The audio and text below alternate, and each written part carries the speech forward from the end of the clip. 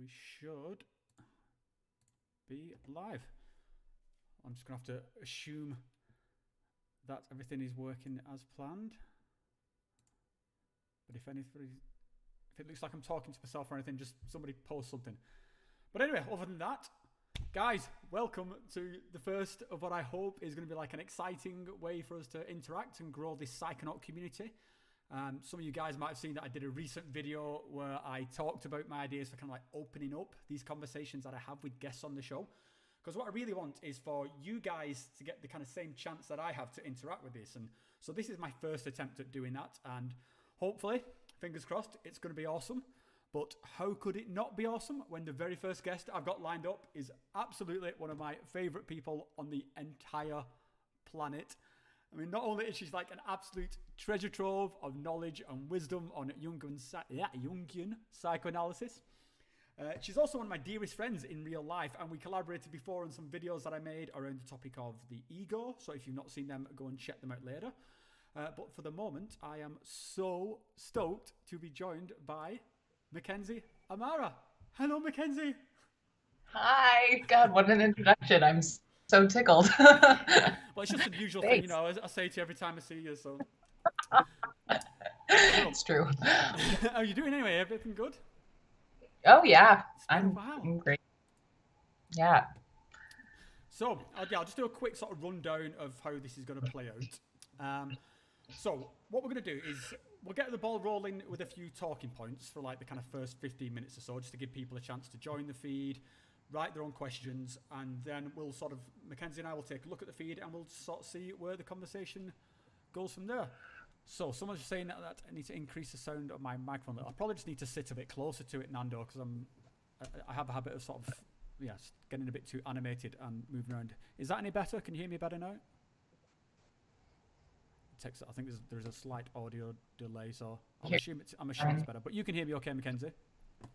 Yep. Cool. Okie dokie. So yeah, I think like a good starting point then for sort of conversation is just around this idea of sort of psychedelic community and what we can do to contribute to that. And this, I think it ties a little bit into how you and I met each other, which we met at a psychedelic integration group, which was organized by you. And we can kind of get into that whole topic around integration later. Someone's telling me that the volume's not right. I'm just going to put my volume up a little bit more. So hopefully... Is that any better, guys? It's about as loud as it can go, so I'm hoping it is. But we shall see. See, this is why we do these road tests, and this is why Mackenzie's so gracious to be the guinea pig for these things, because, we're going to sort out all these levels. So, guys, just let me know if that volume level's any better now. Okay, so what was I rattling on about? How we met. We're talking about this integration group, and you sort of, set up this group. And a couple of things I wanted to say about that, just to get things rolling. First, just that how absolutely cool and awesome it was of you that you sort of took that step and arranged that, and that you made that effort to bring these people together. And I certainly found that group really helpful, and because of it, you and I became friends, and here we are today. So that sort of, that physical meetup is one way of tackling this kind of, psychedelic community. I could call it a community problem, but we'll just use that as a phrase for it. And I suppose with this, what I'm doing here, you were doing something more physical, and I'm sort of doing something more technology focused. Well, sort of the thought which comes to mind is, in terms of having a psychedelic community, where do you see the sort of, how do these things sort of stick together? The technology aspect and the physical aspect. Because the thought that came to me was that, can the technology aspect ever replace the physical aspect, or does the technology aspect always just lead back to the physical aspect? Because we all kind of want these kind of connections for people, but so we reach out on things like YouTube, and then or like Meetup like you did. And it seems to be like that's the end game, to have a sort of a physical meetup. But I don't know. I'm just trying to. What's your thoughts there?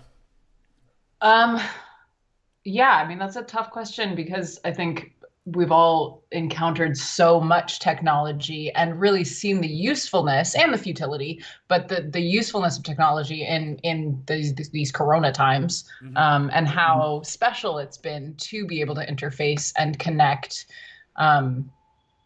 And, you know, like I myself have been participating in dance classes and big online workshops and all of this stuff solely through the screen on my computer, like I'm talking to you guys now, and it's been remarkably effective. Like there's something, it's been really touching to me how much that still works. And I see all of my clients and patients online as well.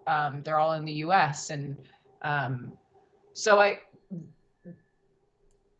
while I do think that there's something lost in the technology when we're interfacing solely in this way, to have the opportunity to do so definitely increases our access to one another, to information, to ideas.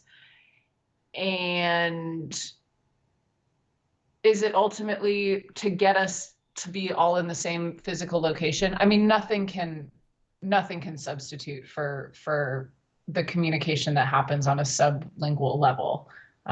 Body language, eye contact, smell. I mean, all of this stuff happens and we're not even really aware of it.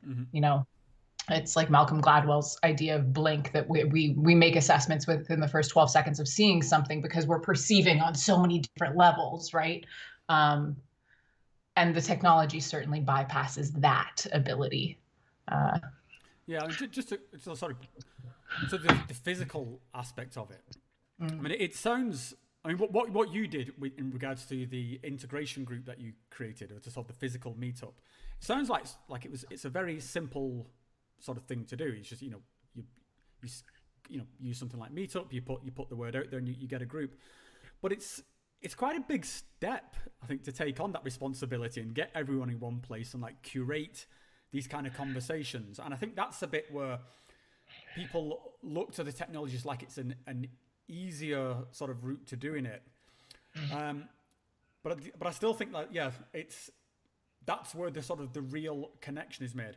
Well, I guess that kind of my point there was like, what was it that made you decide to sort of take on that role and sort of, organize that? Because I think what a lot of people have is, first of all, there's a kind of a reluctance to do that, and to be that person. And then there's all these kind of fears that start playing to, like, what if nobody comes? What if nobody likes it? What if I'm not adequate to do that thing? So what was your sort of thoughts going around your head as you decided to stick your head above the trenches? So I started that group in January, and you were actually you were at the very first group. And I'd been in Zurich as an expat at that point for about 18 months. And around the 1 year mark, I started to feel quite alone. I mean, I felt alone there the whole time, but I was comfortable with it in the beginning. And around the 1 year mark, I started to feel the like, okay, it's been a long time of being in one place and I haven't found my people yet. Who are my people? Where are my people? Okay, my people are weird. They do drugs. They are into psychology and personal development. How am I going to find them? And that kind of coincided with my realization that ultimately I'd like to be a psychedelic psychotherapist. And I was like, okay, how can I combine my need for community right now and my budding / ancient desire to become this role, play this role in society? Well, I guess I'm going to have to start a group, and then I can practice my therapeutic skills as that hat, and I can also meet the people that do the shit that I'm really into. And I didn't put more thought in it than that. It was like, well, this is obviously just the next thing I have to do. It wasn't until like 3 months in, when the group started to kind of coalesce and change, and there were other people's desires to navigate, and there were arguments, and then I was like, oops. I signed up for something and I wasn't quite aware I was signing up for. But it's been great. Yeah, well, I mean, kudos to you, mate. Because we do, I think this, what I'm trying, we do throw around this phrase a lot of, psychedelic community. We talk about it, particularly online. But once you get outside of the online space, then it seems pretty rare to actually have a physical community, or is that community still there? And that's what was kind of on my mind while I was on vacation. Is like, is there actually a psychedelic community, or is this just a sort of a label? And do we need to put more effort into it? And then you get all these kind of stuff within this kind of a community. You know, there's all these kind of lofty ideas of, you know, some people will have an idea around, you know, doing something like drastic, like sort of making a commune or something like that, or making a business out of it, like a retreat, or, you know, if you go down the really hippie route, then there's people talking of like raising the vibration of the human race to sort of, you know, so that way things go to the next level. But I was just sort of thinking, is anything, like, how many of these dudes are actually like having a community sort of mindset to sort of to do something there? And so that was kind of my thought when I was, you know, was on vacation. I was thinking, okay, well, am I doing the same thing here? I'm doing my YouTube thing, and I'm putting sort of my voice out there, just like somebody is on Reddit or whatever, or someone is on Facebook. But what can I do to actually try and form something, some kind of community things? How can I get people sort of involved and do it? So that's what I'm trying to sort of focus my channel on. And again, this is like a first attempt at getting people a bit more involved in these live stream things. But I just wondering, do you reckon, like,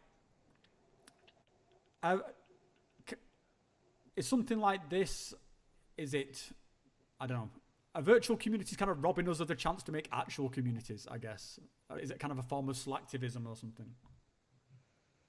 I don't think that they're robbing us of the chance. No, I think that it's opening the door for the possibility of more or richer. I mean, I think of people in places not urban places or not cosmopolitan places that don't have access necessarily to other psychonauts, or even people that are interested in nature or religion or mysticism, or like the like-mindedness of an online community is really much more accessible to people that don't live in cities. And I'm sure a lot of people have been inspired to relocate or travel to events, conferences, retreats, whatever, because of their online communities. So it is kind of a bridge, maybe, to meeting in person. So no, I don't think that it's a block. It maybe makes us lazy sometimes. Yeah, I think that's a bit of it. Is just like, yeah, you know, you get this phrase of like online sort of selectivism, where you think just because you've commented on something or you've reposted something, then you've done some action. I'm not wailing on anybody. I'm as guilty of this as absolutely anybody. But the other thing that kind of popped to mind, which I know is something we've talked about in the past, was that this is why I was kind of asking you at the beginning about, like, you being the one who stuck your head up above the trenches, because I am so wary of doing that, because then it kind of feeds into this kind of potential sort of ego inflation. You're kind of declaring yourself to be the leader sort of thing. And, you know, I think we talked about this with like sort of Jamie Wheel or something like, or, you know, these kind of very exclusive clubs that sort of, you know, psychedelic clubs that pop up. And it kind of pops into my head. You know, I did a video recently on Brian Rose, and he's kind of doing this at the moment of putting himself out there as a kind of a leader. And yeah, spoilers, I find it totally cringe, and so I'm just trying to avoid me fall into that same kind of like ego trap. And it's hard to do that. I think that if nobody does anything, then nothing gets done. So somebody's got to do something.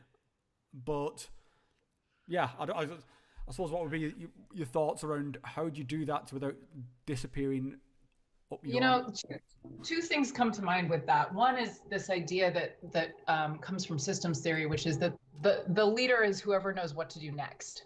Mm-hmm. And I love that because it allows for a group flexibility and a responsiveness in the dynamic of a whole unit, which is many people. And that can be the 6 people that show up to an integration circle one night. It can be the 30,000 people that show up to a conference, but the leader is whoever knows what to do next. And so that's a shifting role that is deeply aligned with kind of a collective psyche. And there's no ego involved in that. It's just responding. It's just responding in the moment. And I think that's really beautiful. And perhaps that is what happened when I created the Psychonaut group. Perhaps that's what happened for you when you created Adeptus Psychonautica, that there was an inner feeling of, oh, I have to respond to this now. I'm being called to some position. And at some point, my group or your channel or whatever other roles that we play, that leadership is going to need to shift, because there'll be a different call to respond to. Yeah. Yeah, I love that. I mean, I think that would be what you described there is my absolute like dream scenario. And I think this is why, you know, kind of you and I became friends is because you kind of, when you are of that kind of, you know, mindset where you've got something to say, and you know, assuming that you're not just completely like power obsessed or whatever, then you want other people to sort of have something to say. And I think that idea of that, the leadership role, for want of a better term, sort of, you know, circles around, and that's the kind of, I guess, the community aspect that I would love to sort of to grow. It's about sort of like getting those people who want to contribute into the same kind of place, and that place could be an online place or it could be a physical place. But yeah, and I think that concept of, okay, you know, there's something needs commenting on. Well, it's you know, Rob can do that, or you know, it's somebody's, you know, done some sort of amazing piece of like sort of art that we can sort of make some kind of event around, and then you know that goes over to that person, and so yeah, I think that would be my ideal, and I think it's ideas like that. If it could work, which again, then you've got all the challenges of human interaction, but yeah, that would be absolutely awesome. I think it ties into this around of you know, when we have seen these sort of psychedelic groups pop up, because you know, we've had some conversations around somewhere there's people who make sort of very exclusive clubs, and they're kind of their heart's in the right place, but something just seems a little bit off about it. I think the easiest example of this is when you've talked about Burning Man, and you've got Burning Man, which is this sort of supposed to be this completely flat event in terms of a hierarchy. It's sort of everyone's there, but within that, these sort of camps of exclusivity popped up. And on the one hand, it's kind of it's good that they're there to take part in this thing, but they're can't quite taking part on the same level as everyone else. And yeah, it gets a bit weird. I mean, should we just be grateful for like that people are sort of willing to get involved at any level, or is that something we should criticize, you think?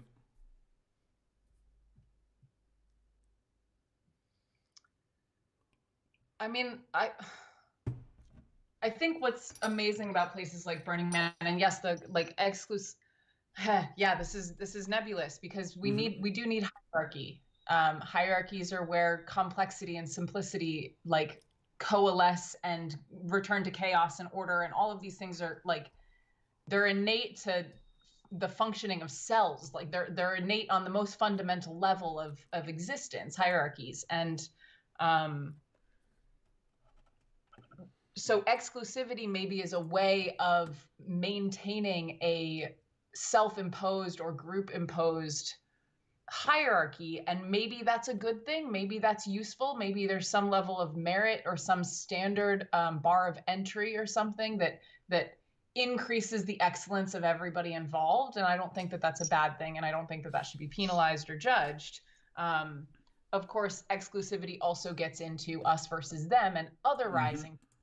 And otherizing is absolutely antithetical to everything that psychedelics teach us and everything that every wisdom tradition teaches us.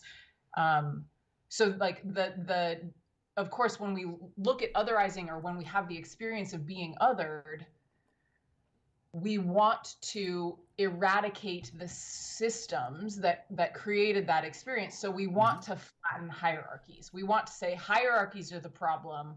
Get rid of hierarchies, and there won't be an us versus them. There won't be an in and an out group. There won't be an other. But that's obvious, maybe not obviously, that's not true.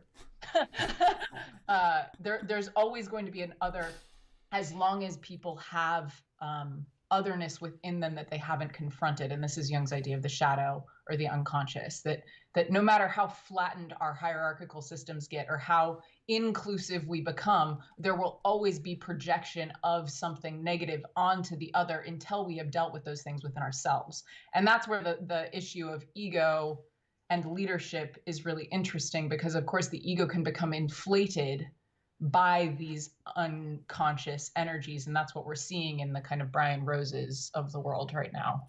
Yeah, and I think that sort of ties into a point around, so, you know, I'll be the first to admit I can be a little bit critical of some people and ideas, and yeah, I've certainly been critical of the psychedelic community at large for being like far too lenient, I think, of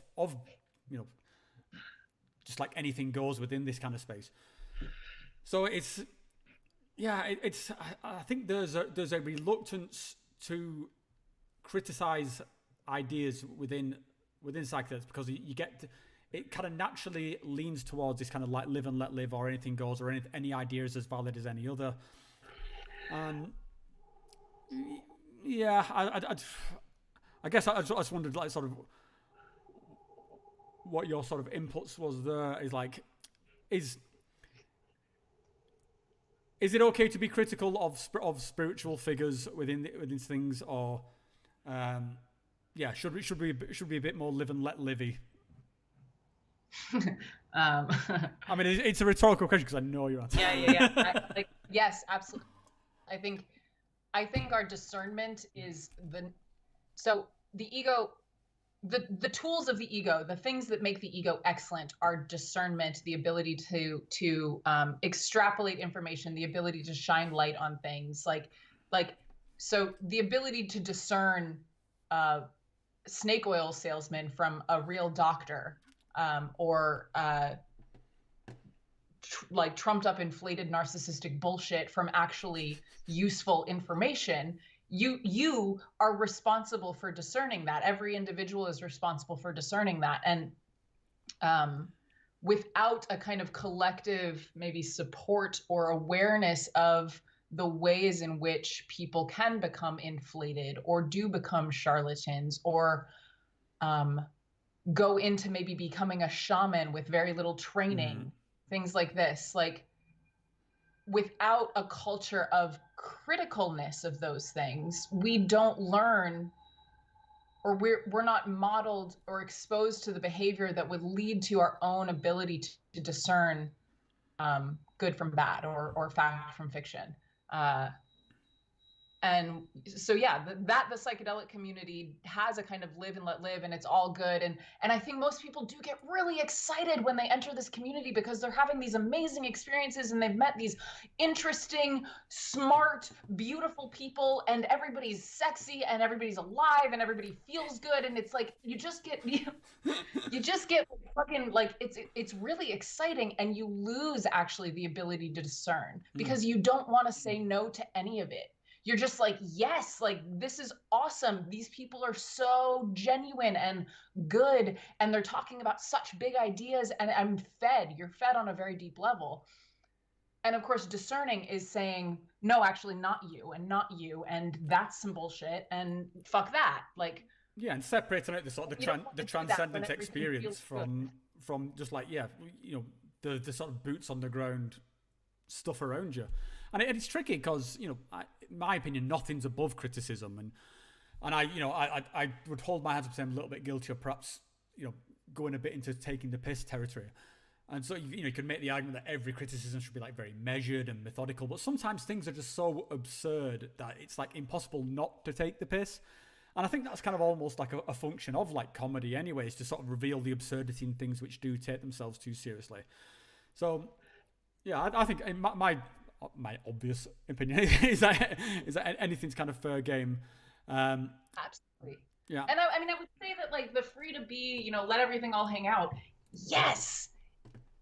Until that becomes toxic. Like, Jung has this great idea that the only thing that is evil is something that is one-sided. So that one-sidedness is the birthplace of all evil doings, even if the one-sidedness is altruism, even if you're 100% altruistic, you're gonna do some really fucking bad shit unconsciously because you're not gonna be in balance. That things need to be in a kind of middle path or imbalance. And so like the free let everything all hang out, yes, until we get into issues of rape or sexual molestation, until we get into issues of really poor training and people having psychotic breaks or worse while they're under the influence, until we get into the issues of integration or power dynamics or how oppression and privilege play into shit. Like, yeah, let it all be, except don't go so far in that direction that you lose sight of ethics. Yeah. So I want to put the integration topic on hold, and we'll sort of loop back to that later. But I think this will be a good spot to have a look through the live feed and see what questions have popped up. So I wrote a couple down. Okay. Well, we've got technology here, Mackenzie. You don't have to write things down. We have this virtual whiteboard. She's got like a blackboard. She's got carrier pigeons. You know, she's so old school. Never, don't you mind. Rob's here with all the technology to sort out. Anyway, so I think the first question. And by the way, guys, if you want to ask a question and like direct it at a certain one of us, just put either Rob or Mackenzie. Otherwise, we'll both take a stab at it. So Tom says, why do you think all the Latin American plant medicines like ayahuasca rather than peyote or San Pedro is having its moment in the sun? So my sort of quick thing, I think all the South American ones are having an equal moment of the sun. So I think ayahuasca and San Pedro are definitely having their moment of sun. In some places, they're very sort of linked together. But why do I think that they are, why is there eyes on sort of South America? Why did I have eyes on South America?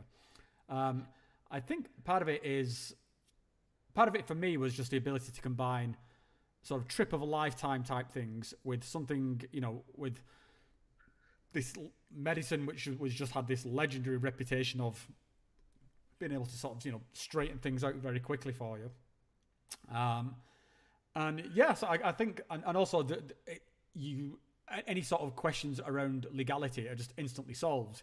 And even if you were going to have a conversation around it, like if I was living in the UK, I could say, oh, I've been to Peru and I did this, and then there's no repercussions to that. It's not the same as saying I got high at the weekend in my house in Manchester. So that'd be my take on it. What do you reckon, Matt? From what I've read and talking to shaman and my own experiences with ayahuasca, to me it feels like a decidedly, and I'm gonna sound very woo right now, but it feels to me like it's a decidedly teleological experience on the part of the plant, that this plant has a goal for us. If we're gonna assume the kind of that humans aren't the only species with consciousness and there is maybe a life force moving through this stuff.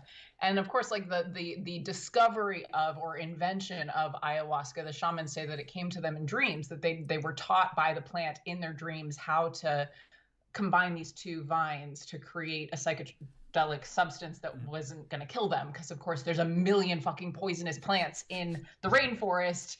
The chances of them settling on these crazy. two to combine and have it's insane. And the shaman all agree, yeah, of course we didn't trial and error this, we were told. So there's something in that history of ayahuasca that feels really relevant right now as it's having this heyday, that like, okay, if I had told them how to discover her or make that substance known, then perhaps it's doing the same in the Western psyche now, that it's got its tendrils coming. And I mean, my experience of ayahuasca is certainly that medicine does meet a particular void in the Western collective. Like, she responds very deeply to something that is obviously lacking in us. I think a part of it as well is that it does it within a very short space of time, within the boundaries of a retreat. So you can do a week in the jungle and have just a life staggeringly,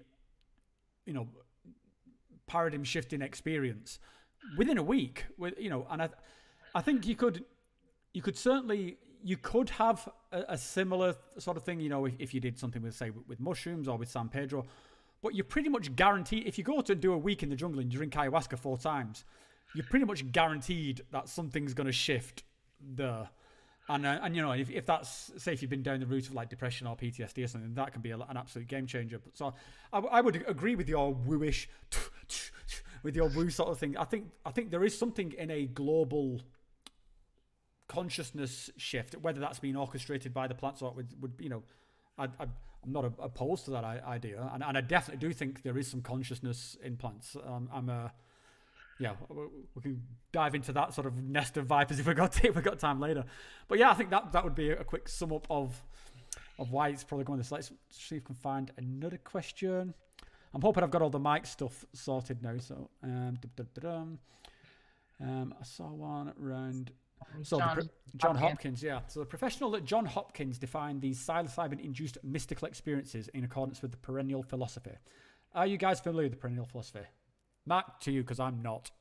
Yeah. So yes, yep. So for those of you that aren't familiar, Perennial Philosophy is that was a phrase that Aldous Huxley kind of picked out of the mystical literature. Aldous Huxley being the author of a very famous book, Doors of Perception. And then wrote this book, Perennial Philosophy, that was kind of looking at psychedelic experience and the Western Hermetic mystical traditions like Gnosticism and the Egyptian, like the more ancient Egyptian stuff, and things like Plotinus and the Platonic mystical realizations, Neoplatonic mystical stuff from Greece. And he was saying, look at all of these similarities. So these all of these wisdom traditions are pointing to something perennial, meaning undying. And the basic premise of that, which Huxley wrote about, Huston Smith wrote a lot about, and Huston Smith was an Indian scholar, particularly Sanskrit and like ancient India, like the Vedic texts, Rig Veda and Mahabharata and things like that. William James, who was like the father of modern psychology, American psychologist, wrote a very famous book in 1900 called The Varieties of Religious Experience. And all of these guys are suggesting something called the reducing valve theory, which is that human consciousness has something which delimits its ability to perceive the underlying truth of reality, the underlying truth being what all of these perennial philosophies are talking about. And the reducing valve is this thing that reduces that huge, expansive, totally unified consciousness that the perennial philosophies are talking about, reduces it into something that we can fathom, that we can tolerate on a regular basis. Because if we were all in unity consciousness all of the time, we would just be melted puddles and life would cease to exist. We'd just be melted puddles. So the reducing valve comes in to delimit our ability to access that larger consciousness. And this is the what Huxley is talking about with the doors of perception, which comes from the William Blake line. If the doors of perception were cleansed, we would see the world as it actually is, infinite. So the idea with the perennial philosophy is that undergirding all of normal waking reality is a fundamental infinite truth, and we cannot perceive it on a regular basis because our perception has been reduced for our own sanity. Yeah, and I know that I know what it is. I mean, I would totally that seems to fit my own experiences, because I don't think I was primed for mystical experiences at all. I wasn't I was ultra skeptical. I wasn't sort of following any particular sort of faiths or sort of mythologies. And yet, once I removed the reducing valve or, opened that valve, then this stuff just came flooding out, and it was undeniably mystical. And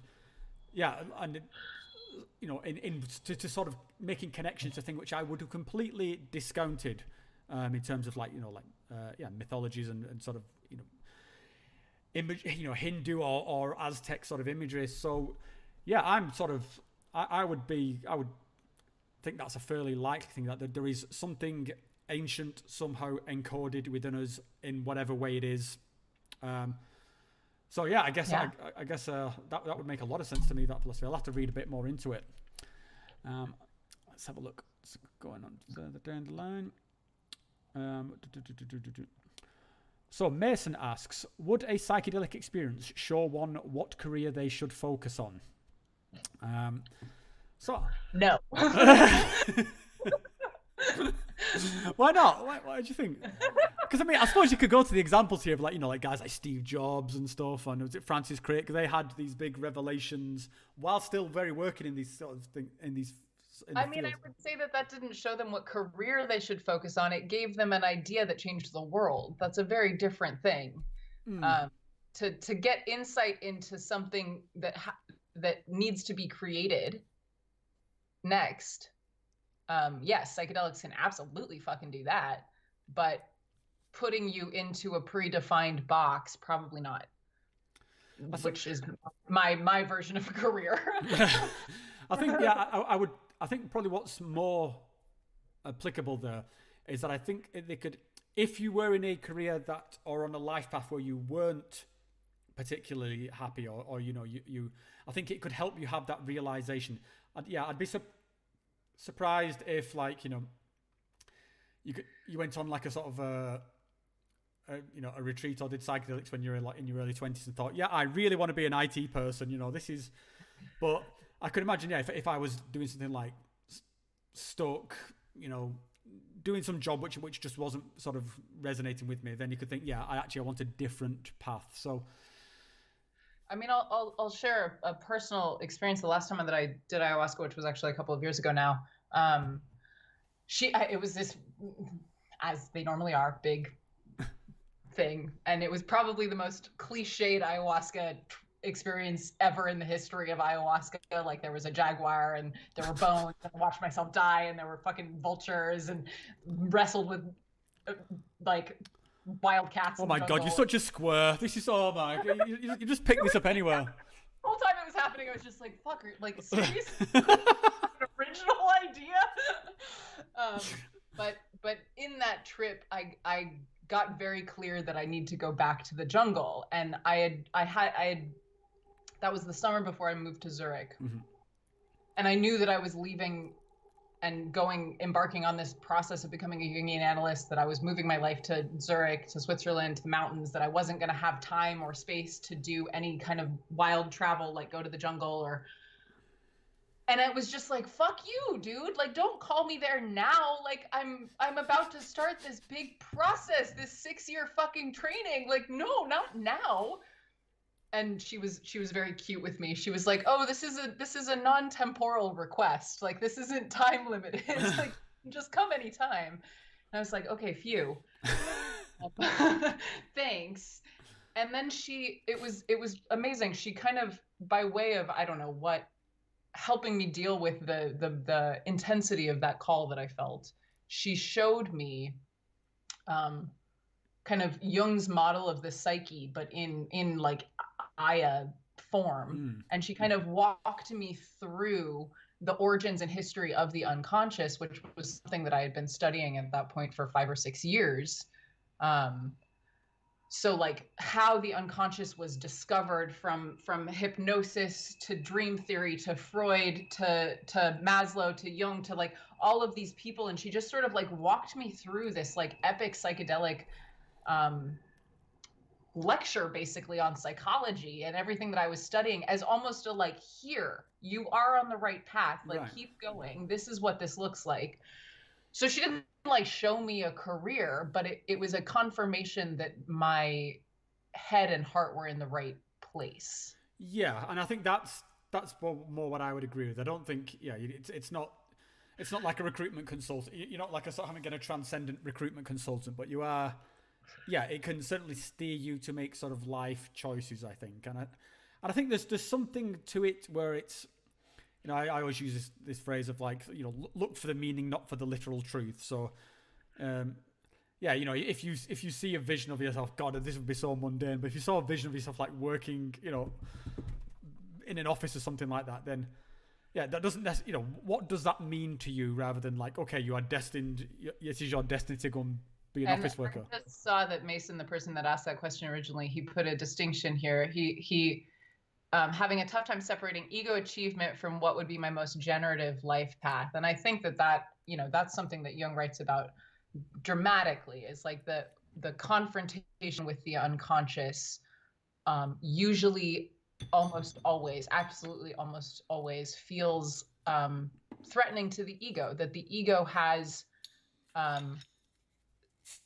goals and a foreseeable path and things to achieve and bookmarks and benchmarks and all of those things are really good, but if they become more important than the confrontation with the unconscious that that a psychedelic or even dream on a smaller scale, or an illness or a trauma, like all of these are ways that the unconscious kind of collides with the ego and forces us to be like, oh my God, there's a larger plan going on. There's something else happening, right? Mm-hmm. So yes, in like psychedelics definitely will shake your shit up if you're really rigidly attached to your plans and your goals. Mm-hmm.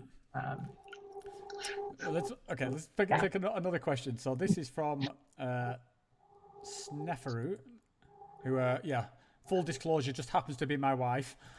So what were your most recent insights from psychedelics, and can you give any tips on integration from your most recent experiences? Which is a bit of a massive question, but let's try and fit this in and still do it.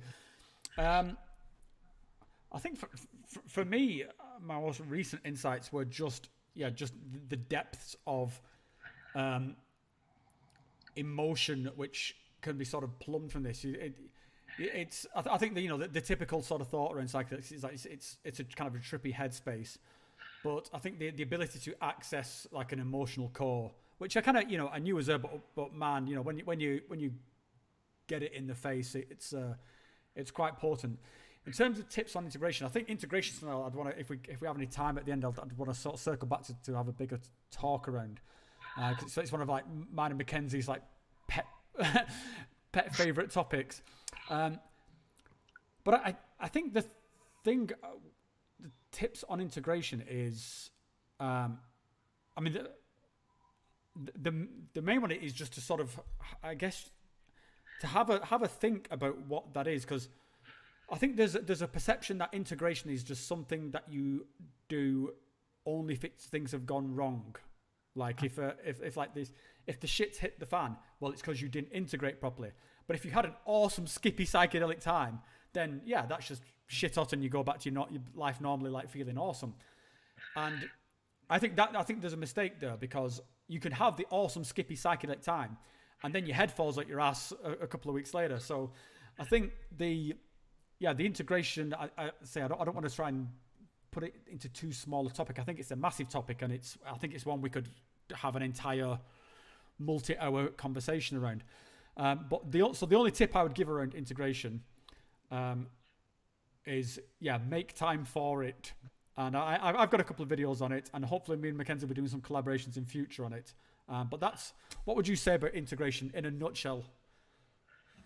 Well, I'll take the first part of that question first. Like a recent insight for me, I was introduced to the kind of poles of the feminine, and I see a few comments about feminine, so maybe this will resonate with some of you guys. But basically, quickly, I was given two female forms. One was Misshapen and ancient and decrepit, and her skin was like paper, and she was wrinkly, and her bones were all misformed, and she was slouched, and she looked like she'd been broken and in so many places over so many years. And the other one was this like super full-bodied, like powerhouse African woman who like sang when she spoke and danced when she walked, and just like took up all the space with no need for permission, no need to apologize. And it was so clear that, okay, these are the two poles of what it means to be in a female body. That you can be completely manipulated by the world and so become misshapen, misshapen, broken. And then the opposite of giving no fucks, needing no permission, needing no anything from anybody. You're just gonna fucking sing your power into the world as creatively and magically as possible. And that was a really confronting thing for me, because I saw like how much I avoid. I mean, I think most women, those are really scary things. I mean, fortunately, I had enough training in that moment to be like, okay, these are both archetypes. I don't need to be either one. I can hold myself at a distance and find something in the middle.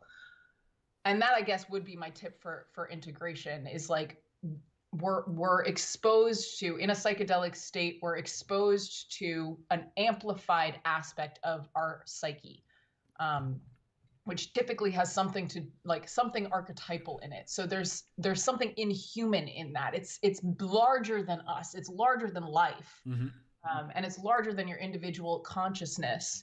So the integration for me is like, how do I make these things digestible in the small way that is mine? In the small way that is personal and meaningful to me, instead of trying to go for the gold of being huge or tiny.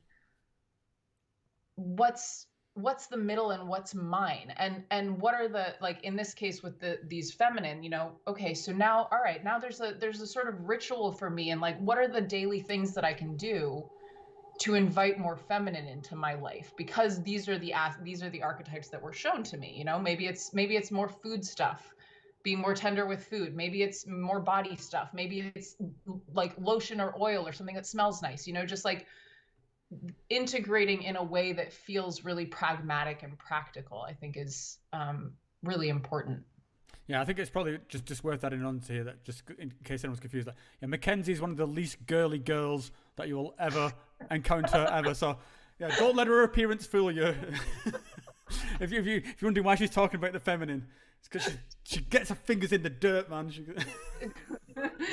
Accurate. I'm a very male female. So let's have a quick look through these.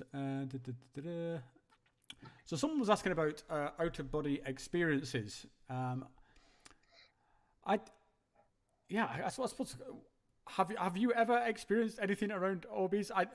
My gut reaction is like, I would like discount this, but I have had, particularly one of my ayahuasca experiences, the experience of watching myself on the mat, which was something I was quite surprised. Have you ever had anything like that, like sort of seeing yourself? Or I've watched like replays of things, or I've watched myself kind of move through time. But that was more that didn't feel so out of body. It wasn't like looking at my body now. It was like watching my body do something in kind of my mind's eye. That being said, I've, of course, with ketamine, had out-of-body experiences, because that's kind of what dissociatives do. They take you out of your body. And so, yeah, but never like floating above myself, seeing me in the present moment. Yeah. I'm not sure why, and I don't really think on that. So do you want to pick a question? I feel like I'm hogging all the question feed. Do you want to have a nosy through, or shall I just keep going? No, keep going. You're doing great. Oh, bless. Okay, so Antonio asks, Rob, do you think traditional psychedelics, psilocybin, for example, are spiritual because of the nature of the substance, like 5-MeO DMT, for example, or do you need to have an intent beforehand for spirit? Antonio, I do not think you need to have an intent for spirituality beforehand, because I certainly didn't. And yeah, I would have looked down my nose so much upon the idea of doing something purely for a sense of spirituality. So when I had a spiritual or mystical experience, I did not know what to do with it. This is why I think things like psychedelics are so world changing or paradigm shifting. Because I was not prepped for this at all. I wasn't religious, mystical, conspiracy minded, whatever, anything like that. I thought I was very sort of cut and dry, sort of science related. So yeah, I was not. I don't. And it was only after that I then started seeking the spiritual. But what about yourself, Matt? Were you sort of a spiritual person before you sort of dabbled in these things, or? Yeah, I definitely was. I Yeah, I mean, I was raised I like to say I was raised in the shadow of New Age culture, but like, you know, I was taught to meditate when I was 5. And I think my first conversation on the nature of reality as being non-dual was 13 at a restaurant called Joe's Taco Lounge. I remember it very clearly because it blew my fucking mind. um, but I was a seeker, and psychedelics actually were a way almost out of that question for me. Like my introduction or desire to do psychedelics was way more recreational and way more trippy, fun, silly, playful, for a long time. And I had very traumatic psychedelic experiences close to the beginning of my psychedelic days. You know, I was 18 or 19 years old, and had just these really heinous things happen in my mind, that I can look at them now and see how inherently spiritual that was, and how life-giving those experiences were for me because I've healed them. But of course, at the time, it felt like there was nothing spiritual in this. It was hell realms, and that's it. Yeah. And yeah, I mean, it was Aya really that brought me back around to like, okay, there's something spiritual here. And then even then, I didn't have much of a desire to explore that. It was coming to Jung and really reading Jung in depth and working with my dreams that I started to see that the spiritual reality shown to me by psychedelics was in fact a priori, is in fact a fact. Do you think there's something in there that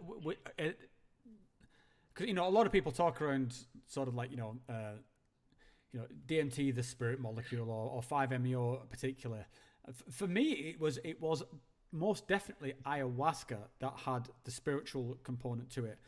And that, you could put a lot of different reasons around that because it is within this framework of a retreat with shamans and singing and stuff like that. But yeah, I think in terms of, I'd done DMT quite a lot before I did ayahuasca, and it was certainly, I think that the feelings of oneness and that there's some kind of like higher power type thing was there. But the spirituality, I think, is something different. I think,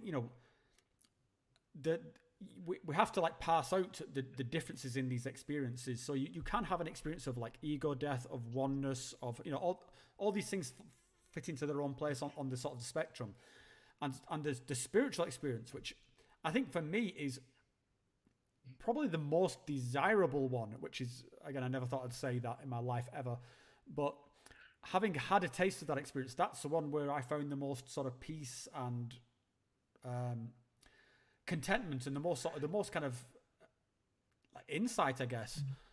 But it doesn't happen all the time, and I think it's tricky that for people to sort of pass these things. We talked about this on our ego death video. Like people just get completely high and think that's an ego death, but it's not necessarily. But yeah, it's I'm going off on a tangent now. Right, let's pick another. To kind of go back to a previous question on the Johns Hopkins and mystical experience perennial philosophy thing, like the spiritual aspect of psychedelics is a welcome accident when it happens. That these people that in the research studies that are having these mystical experiences, they're not doing research on mystical experiences. They're doing research on depression and alcoholism and eating disorders and end-of-life anxiety and trauma. They're not saying, how can we induce religious experience?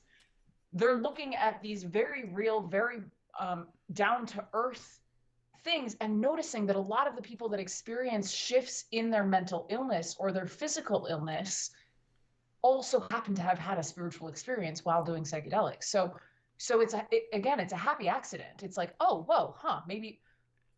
And again, this is why I keep coming back to Jung, is like, he's been saying since the 30s that it's an encounter with the numinous that heals. It's not insight. It's not understanding your childhood trauma or the wounds that you're bearing. It's it's an encounter with something that is so much larger than you that you fall to your knees, that you sob, that you shake.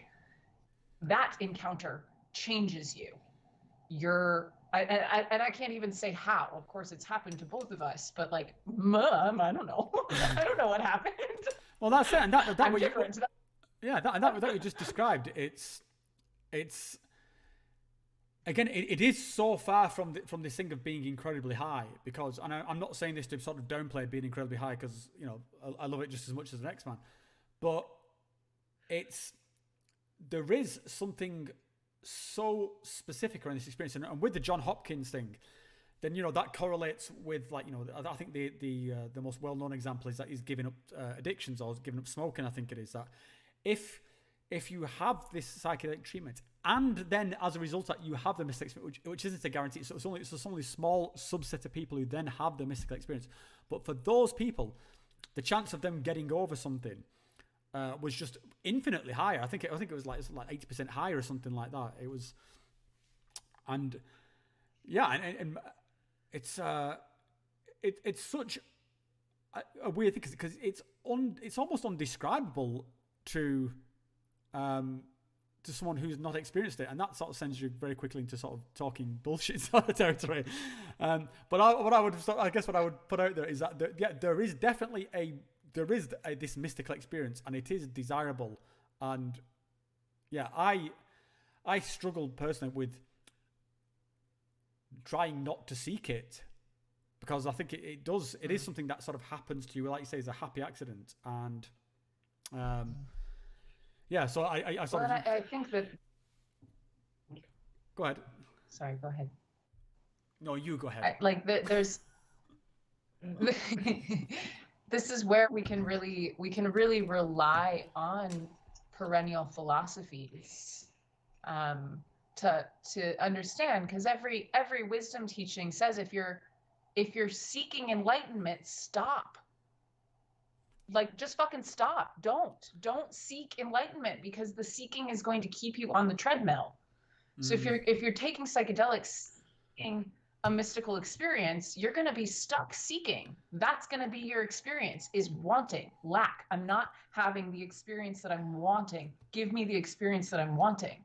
But I think you're just on that treadmill. There's a difference there, though, between seeking enlightenment and seeking that. If I put myself out there, then, you know, that feeling of love and home and just intimacy, and, you know, just the divine, basically the divine. I don't necessarily want the reward from it. I just want just a moment in that light, and it's hard not to do that.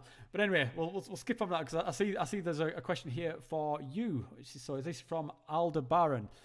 What do you for Mackenzie? What do you think of the recent rise in popular interest in Jung, e.g. via Jordan Peterson? I was watching a video on the Red Book, and the number of views is surprisingly high.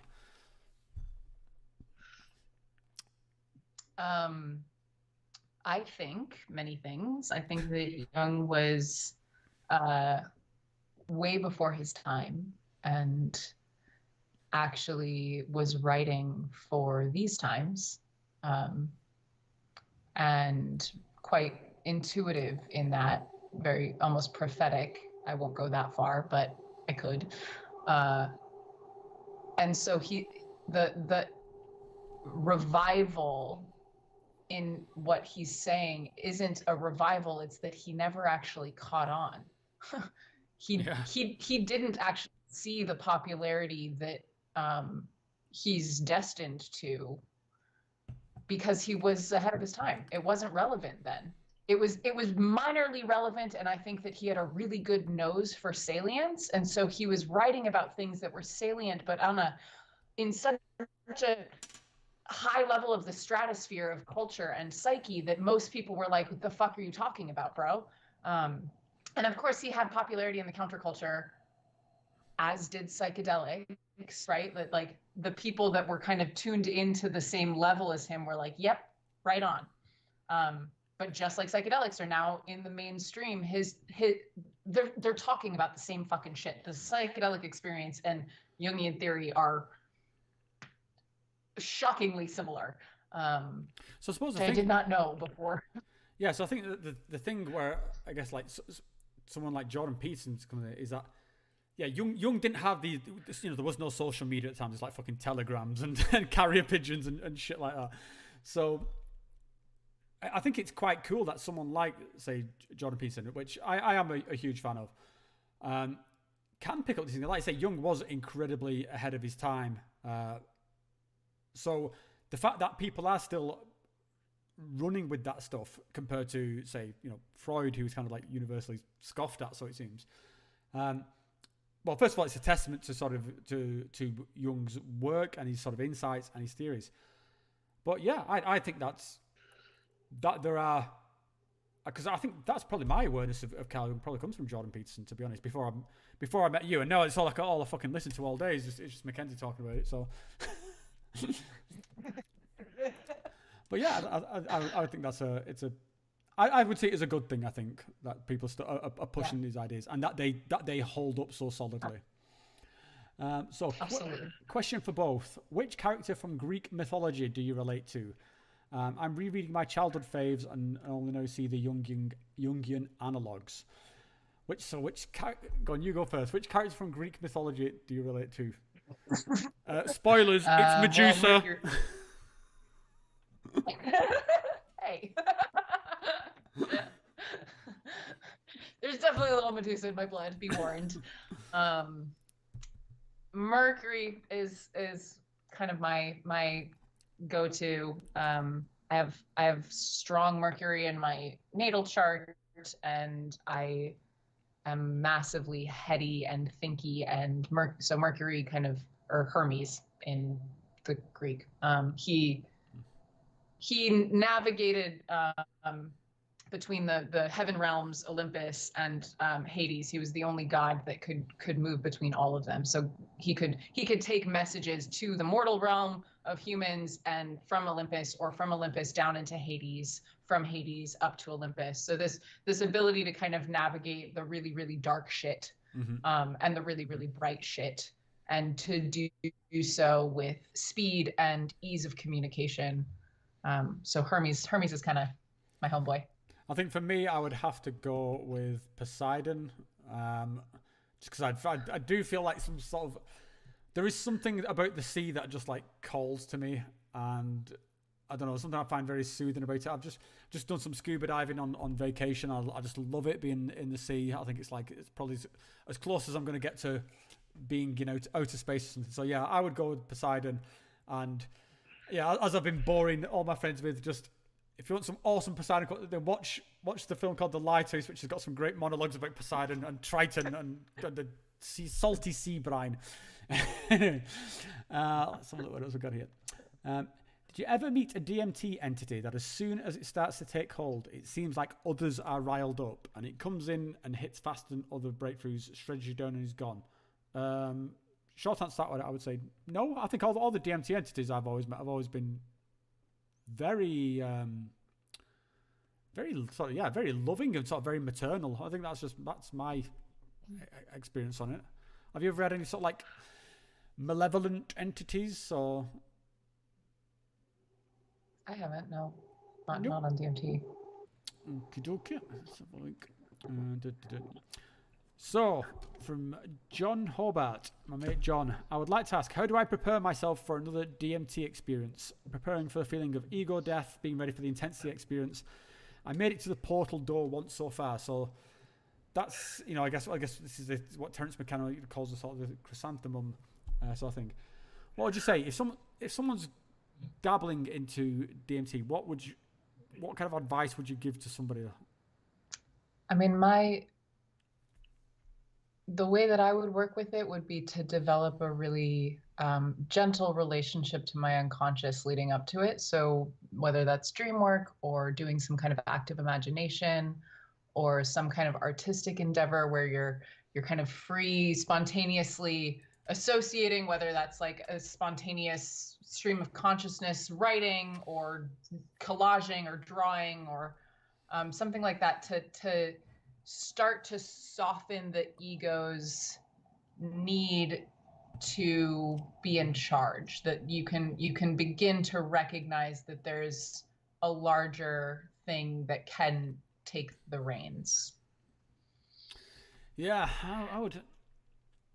I think with John's question, saying another sort. Is how do I prepare myself for another DMT experience? So I guess it depends on what went down in his first one. But I guess as a general sort of thing for DMT experience, I would just say it's all pretty cliched stuff, really. To be honest, just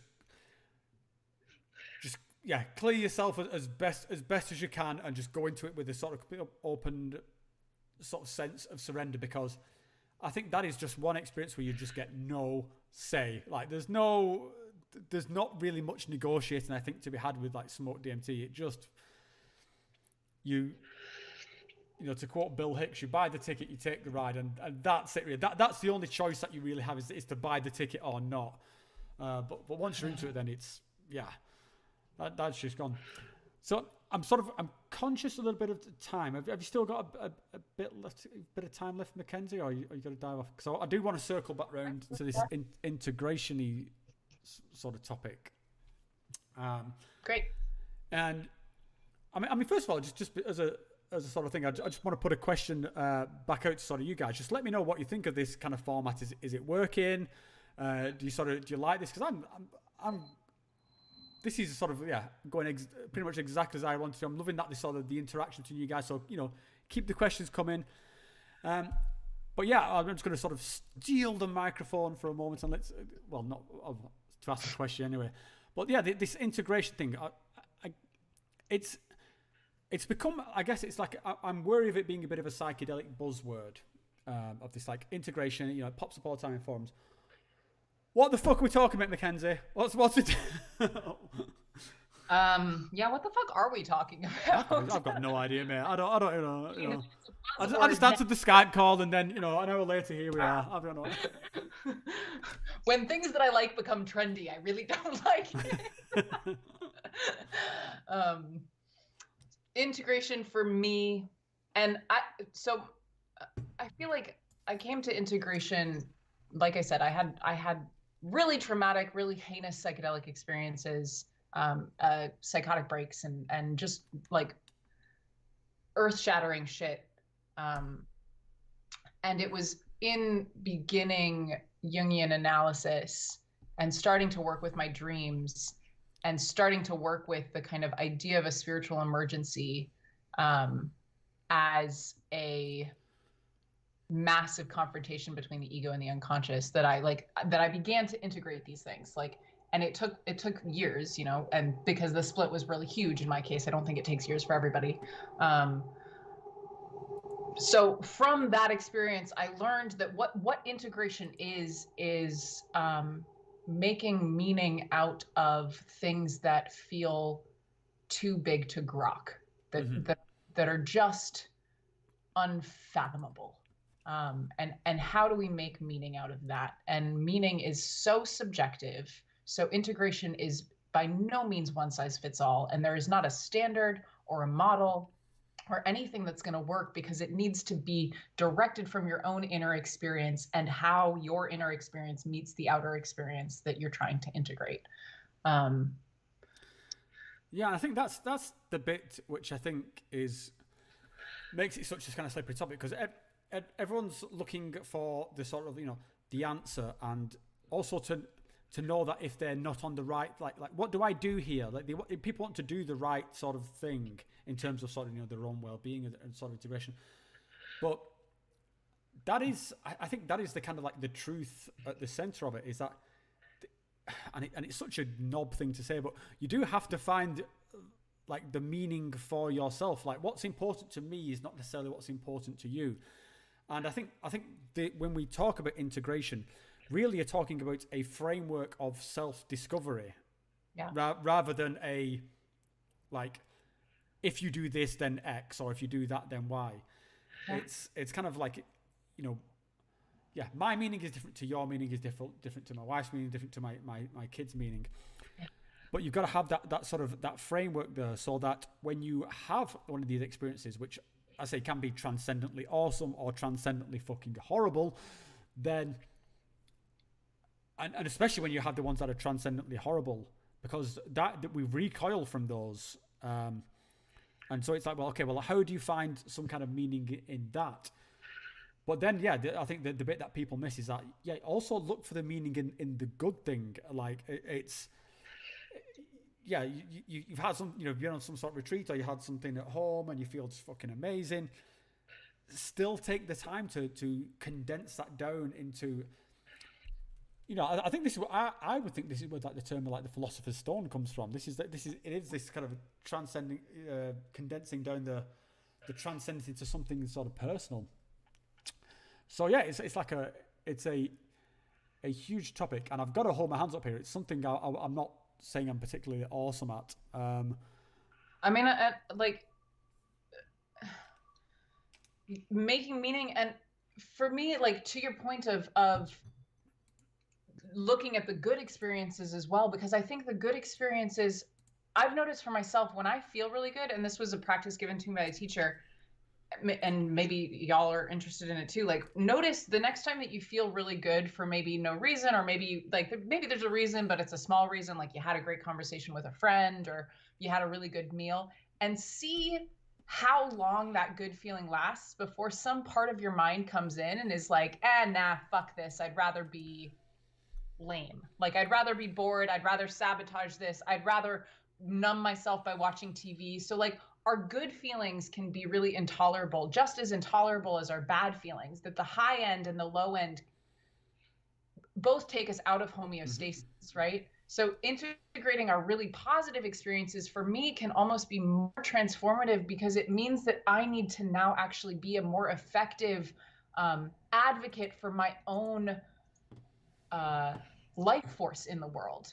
That really good experiences show me I'm powerful, I'm sovereign, I'm creative, I'm wild, I'm playful, I'm loving. And these things are absolutely intolerable for my ego or my little self, which thinks that I'm, whatever, like hurt and wounded and sucky and selfish, and like whatever stories I have about myself, right? So the integration to me is like, how do we actually expand to include the experiences or the versions of ourselves that we gain access to in a psychedelic state.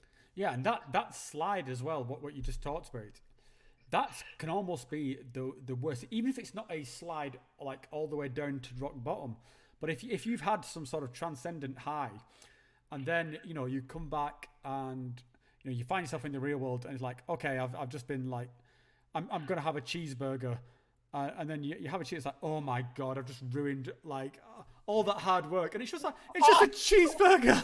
And it was, but you can so easily just feel completely bummed out just because you're no longer floating on cloud nine. And I think that's why I think the integration thing is so, because you've got to integrate even the highest experience, or else it can be just as fucking insufferable. Just a couple more questions I saw popping, which I thought one which we'd both like. On the subject of tattoos, something going on. Notice that Rob has a new tattoo.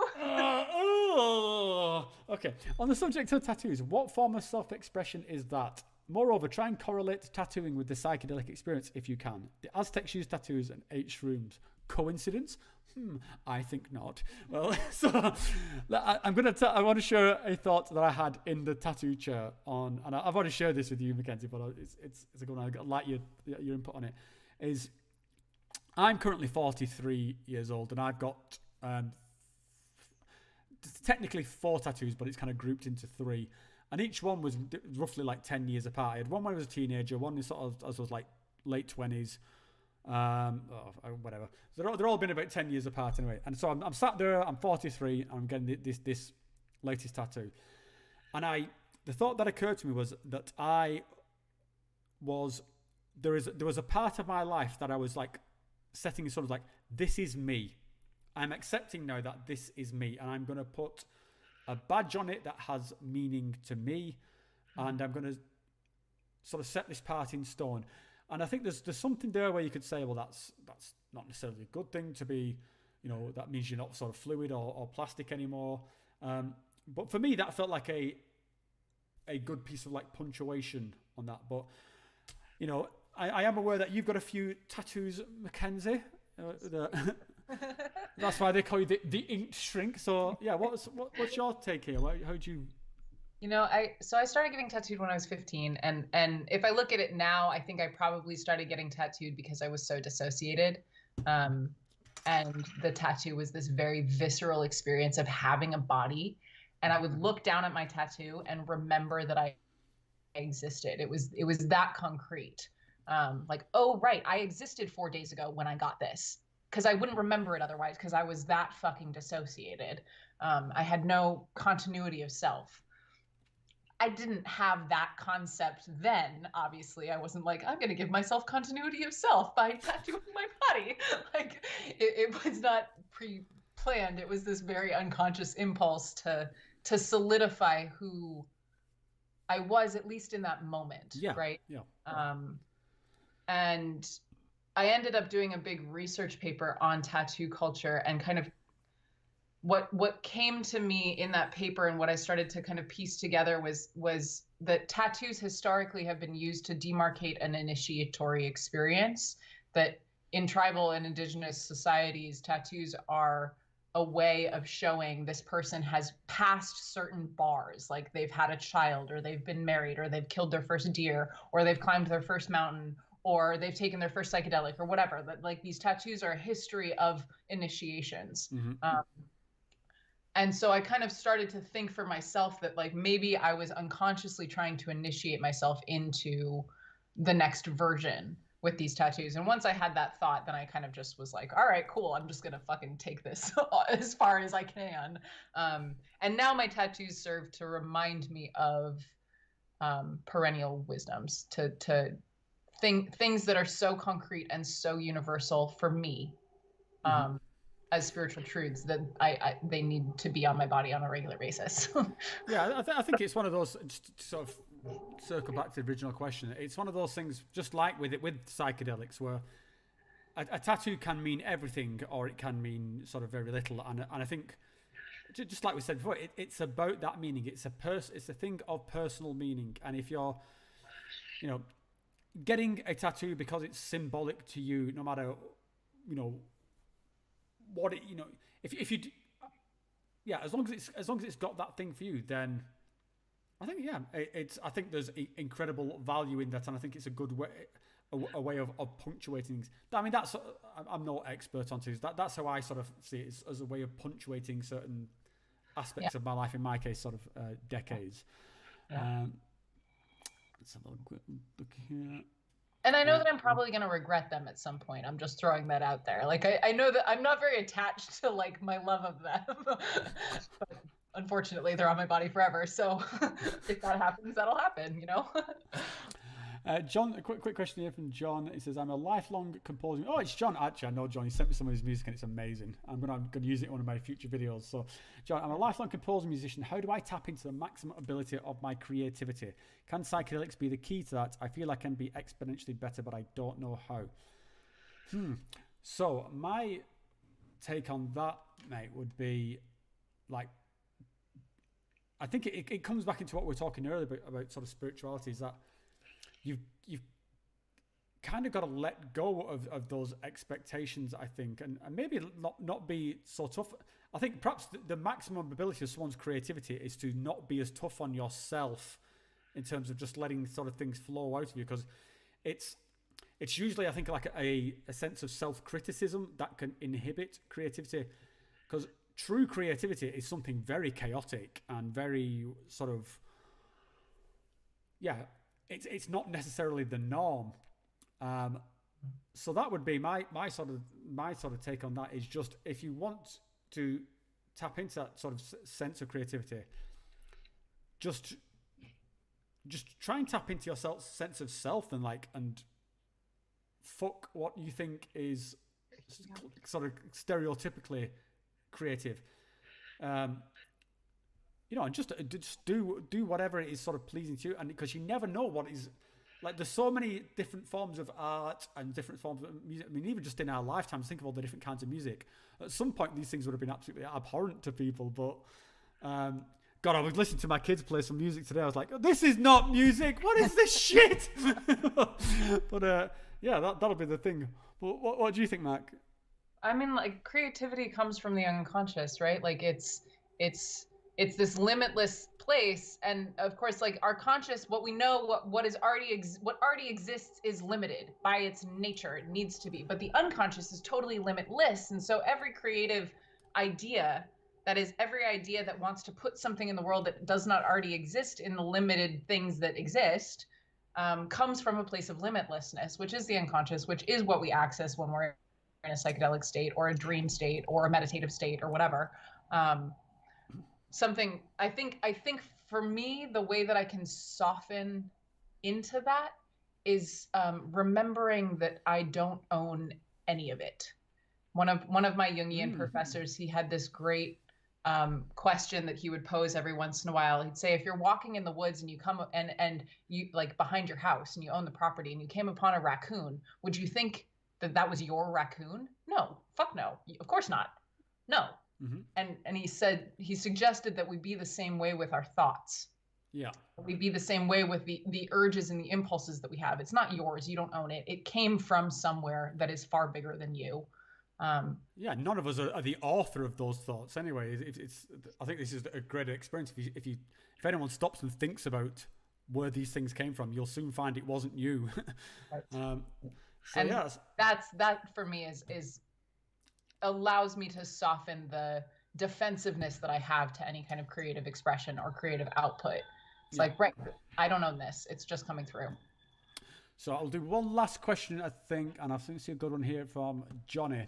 And Johnny D is asking, do you think that the collective archetypes are somewhere in a psychic universe outside of your brain? So I guess this is the kind of the theory of, like, are we receiving consciousness like a TV receives a signal? Or are we, or the sort of the hard science things is that consciousness is just a phenomenon generated by the brain.